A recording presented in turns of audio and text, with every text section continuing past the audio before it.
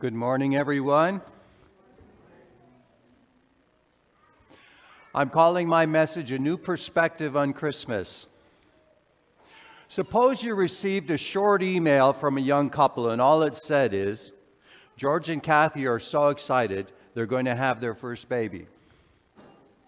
Now, if you don't know them very well, you might just respond to yourself, well, I'm happy for them. I'm sure they'll make good parents. But if you know them really well, you might say, you might apply your imagination and say, oh, I can just imagine George. He gets so excited, and Kathy too. I can just imagine them embracing each other in the kitchen and dancing around. And they probably knocked over some of the furniture. Now, none of that's in the original note, but doesn't that just sound like what might have happened if you know them well?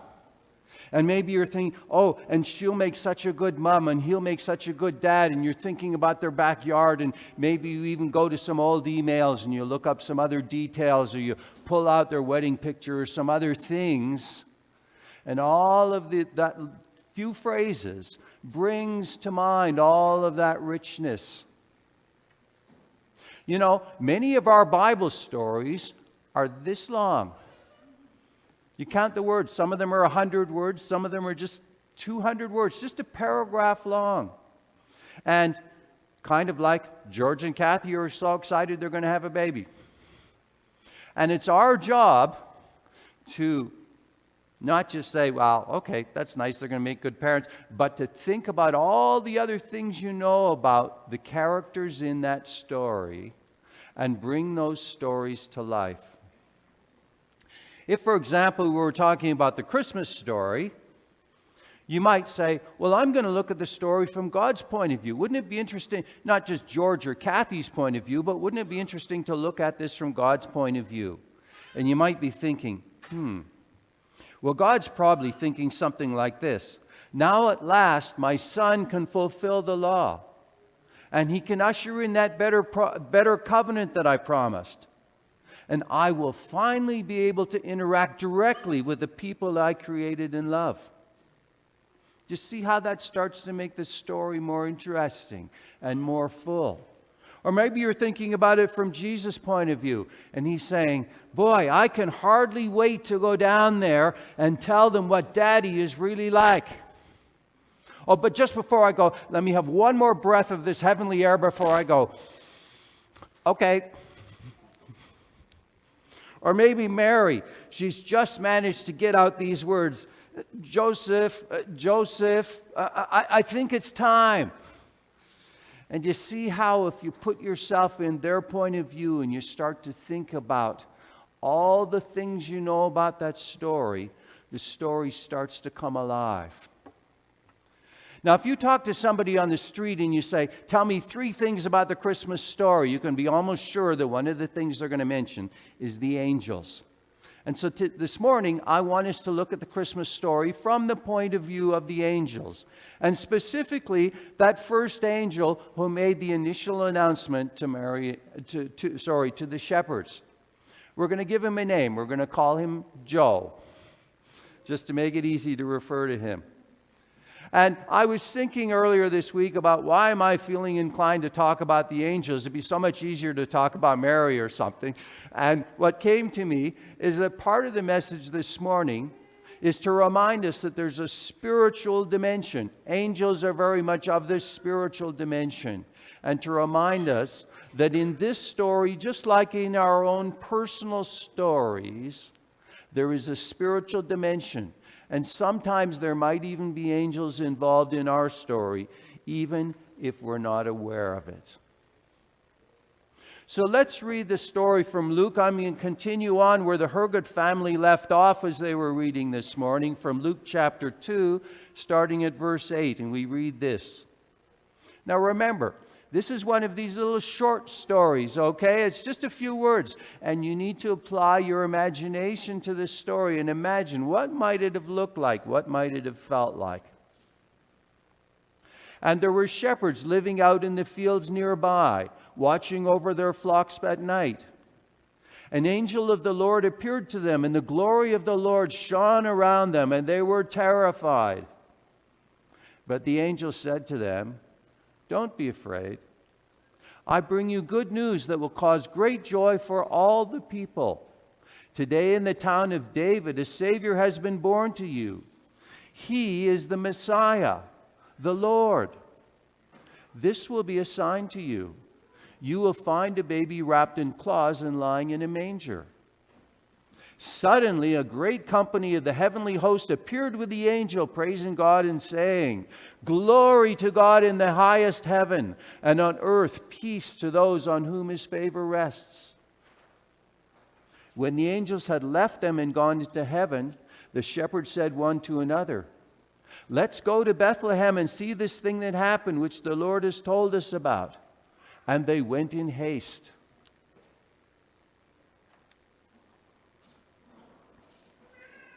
Now, to hear the rest of that story, you'll have to come on Christmas Eve, because Serena's going to pick up this story right there. I'm not stealing any of her thunder this morning. So, I have a question for all the kids. And Andy, if it's easy, would you mind to put our Zoom family back on the screen?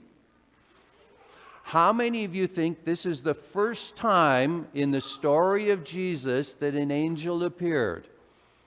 How many of you think that's the first time when the angels came and talked to the shepherds? All right, that's part of Jesus' big story, okay? How many people think that's the very first time that an angel appeared? Okay, good. All right. How many people think it was the second time that an angel appeared? That's good. All right. The third time? 3 is a good number. How many? That was the third time that angels appeared in the story of Jesus. Just in case I know all the kids know the answers, but just in case their parents are wondering, the first time was when Gabriel appeared to Mary, and the second time was an angel appeared to Joseph in a dream. All right, here's one more question for everybody. How many times do you think angels appeared in total in the story of Jesus? Now, if you're on Zoom, you can type, okay, I see a 4, I see a 5. Anybody think this many? Okay, nobody's typing any numbers. How many think it's 2 hands worth? Okay. Nobody's got time to go to Google and check it out. All right, it's more than 12 times, more than a dozen times. Jesus and his temptation, okay, and on. There's about 12 times, actually more than 12 times, depending on how you count them, that angels showed up in the story of Jesus. Thanks, Zoom folks, for being there with us.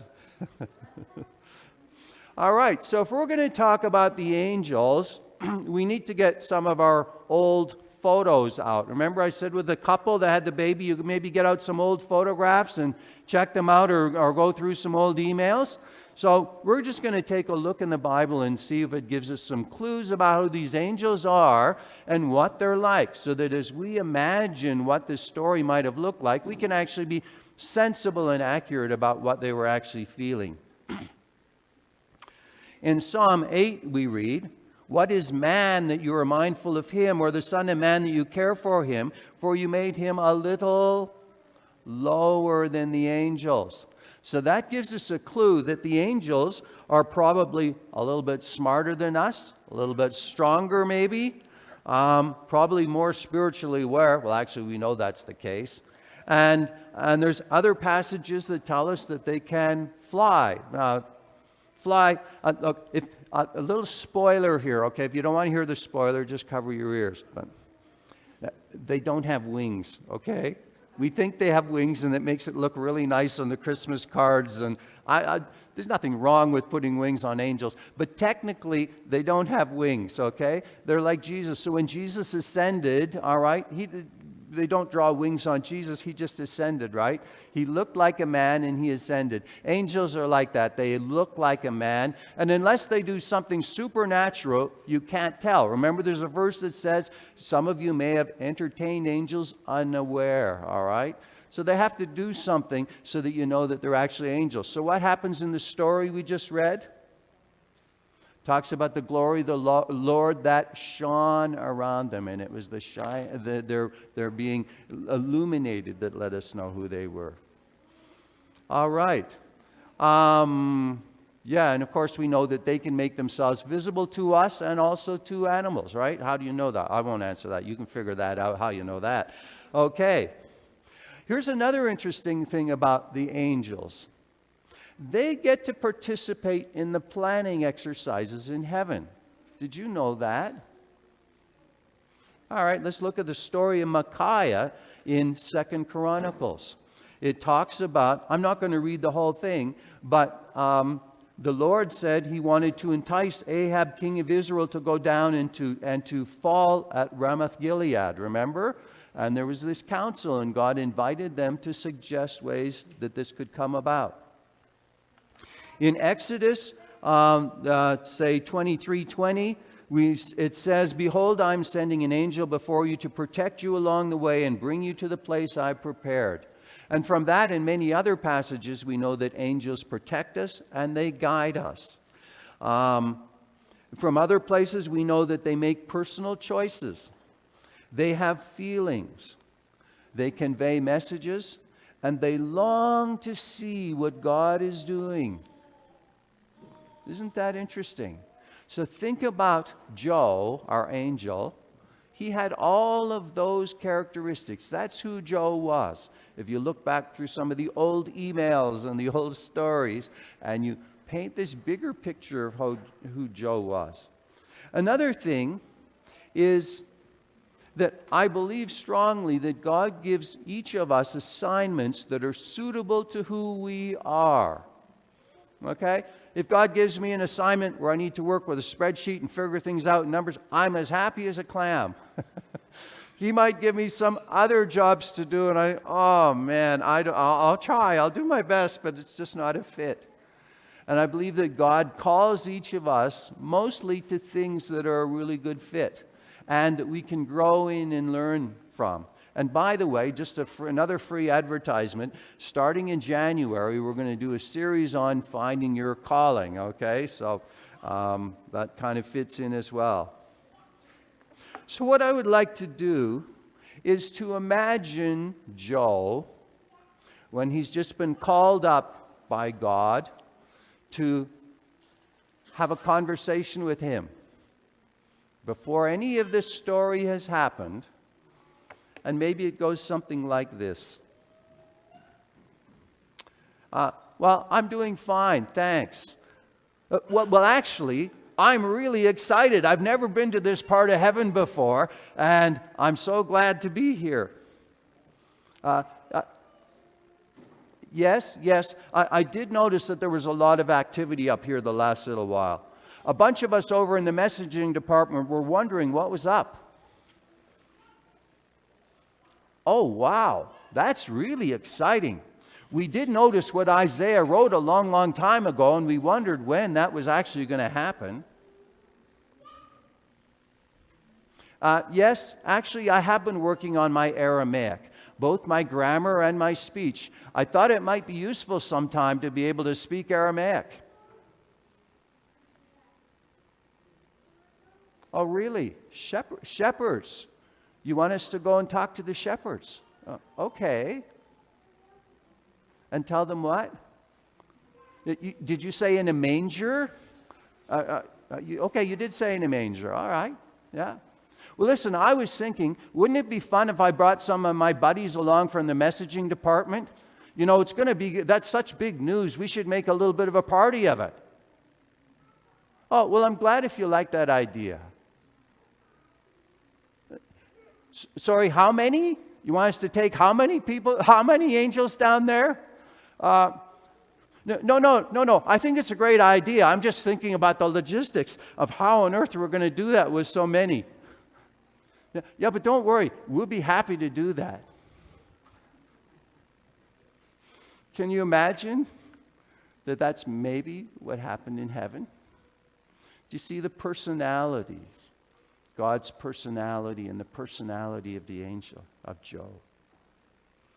And so Joe and a couple of other angels from the messaging department worked hard to figure out where everybody was going to stand when they went down to visit the shepherds. And they figured out exactly what they were going to say so they could all say it in unison. And Joe suggested that they fly by Bethlehem just to have a peek at where the baby was so that he could make sure that his words were really clear to the shepherds and that they wouldn't miss it.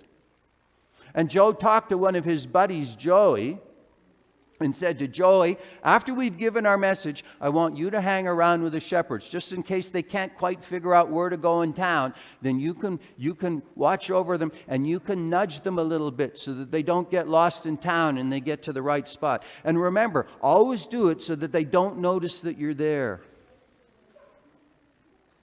And so you know how this story ultimately came down. And, you know, I can imagine that if you got that message about George and Kathy, you might sit around your kitchen table, and if there were some adults present and some kids, they might have lots of fun imagining how George and Kathy responded to their good news that they're going to have a baby. I encourage you after church today, when you go home and are having lunch, sit around your table and have some fun with this story and let the kids tell what they think this might have looked like. And as they do that, they'll be thinking about these things that angels can do and can't do and what they're like and how they have personalities and all those kinds of things. And just to close, I want to do one more little story here. So again, Joe's back speaking to God. The operation is done. All of the things have come down the way that they should. And every good operation has a debriefing. And so I want you to just imagine with me this debriefing. Yeah, it went really well. And did you see that shepherd with the red headgear? He tried to hide behind a big bush. Yeah, that was really neat. Anyway, and then there was so much light from us, when he finally did come out from the bush, well, he stepped right into... Well, you know, there were lots of sheep around, and you know, sheep eat, and then yeah, we laughed too. We thought that was so funny. And you know, the interesting thing, he was the one that led the rest of the shepherds into town. And he responded so beautifully when Joey nudged him a little bit to turn left, you know, that intersection where that White House is. And they turned left there, and they found the right spot. And Joey did it just right. That shepherd didn't even notice Joey nudging him to go that way. Yeah, and we did hang around for a bit after we'd given the announcement. We went over to where Mary and Joseph were, and we couldn't help but notice how exhausted and lonely they looked. And then we watched the shepherds come in, and we saw the change on Mary and Joseph's face. And we could tell that they suddenly had hope, and they knew that you hadn't forgotten them.